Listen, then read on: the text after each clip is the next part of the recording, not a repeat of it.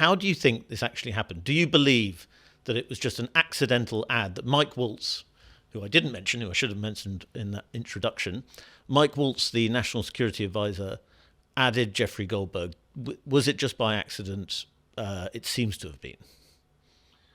It certainly seems to have been. And Freddie, I think that we're still in the early days of this, and what we're going to see in the coming days is that Congress is going to have a lot of questions following up on how this happened, where we're probably going to learn more.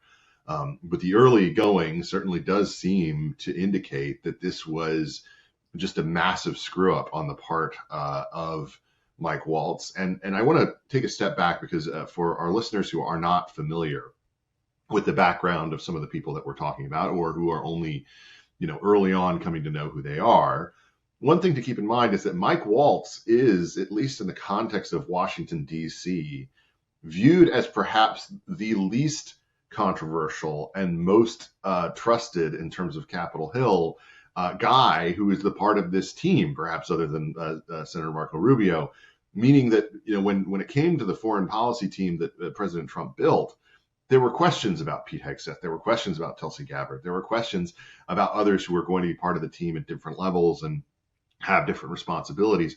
But very few people had any issues with Mike Waltz, and they viewed him as someone who's very trustworthy, just given his background. He's 50 years old. He's a veteran of the war on terror. He's, a lauded sort of guy, a foreign policy expert on Capitol Hill. And because of that, the fact that it seems to have been his screw up here surprises a lot of people.